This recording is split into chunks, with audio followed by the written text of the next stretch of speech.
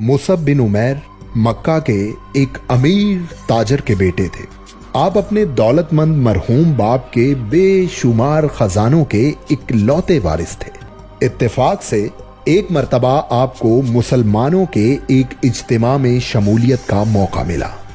आपकी नजरें हुजूर नबी करीम सल्लल्लाहु अलैहि वसल्लम के चेहरा अक़दस पर पड़ी तो वहीं ठहर गई। हुजूर के अल्फाज का ऐसा गहरा असर हुआ कि आपका दिल नूरे ईमानी से भर गया।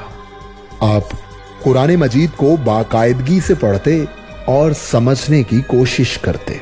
जब आपकी माँ और चचा को खबर हुई तो उन्होंने कहा कि जिस बाप की दौलत पे ऐश करते हो उसी को काफिर कहते फिरते हो। अगर इस्लाम को नहीं छोड़ सकते तो इस घर को छोड़ दो। आप उसी वक्त उठे और घर से निकल गए। आपने ज़र्क बर्क जिंदगी को खैर बात कहकर खुद को हमेशा के लिए दीन इस्लाम की सरबुलंदी के लिए पेश कर दिया। ग़ज़वा बदर के मौका पर आप उन 313 मुजाहिदीन इस्लाम में से थे जिन्हें उनकी जुर्रत और बहादुरी की वजह से अस्हाबे बदर का अजीमुश्शान लक़ब अता फरमाया गया।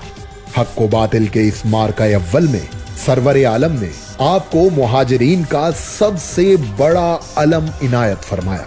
सन 3 हिजरी में जंगे उहुद पेश आई। इसमें भी हुजूर सल्लल्लाहु अलैहि वसल्लम ने अलम बरदारी का शरफ आप ही को अता फरमाया।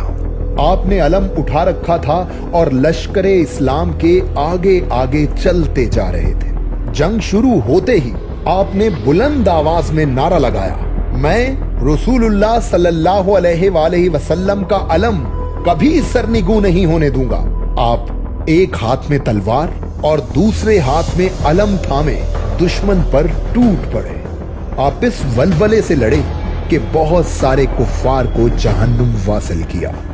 मुशरिकीन के मशहूर शहसवार इब्ने खुमैया ने आगे बढ़कर तलवार का वार किया और आपका दायां हाथ शहीद कर दिया।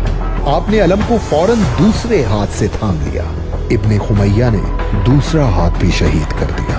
आपने कटे हुए बाजुओं का हल्का बनाकर अलम को सीने से लिपटा लिया। बदबख्त इब्ने खुमैया ने झुंझलाकर आप पर नेज़े का ऐसा कारी वार किया कि उसकी अन्नी टूटकर इश्क रसूल से भरे सीने में रह गई। हिम्मत बिल्कुल जवाब दे गई। आप जमीन पर गिरे और खालिक हकीकी से जा मिले। हजरत मुसब बिन उमैर की तदफीन उसी चादर में की गई जो तमाम उम्र आपके जिस्म का हिस्सा रही।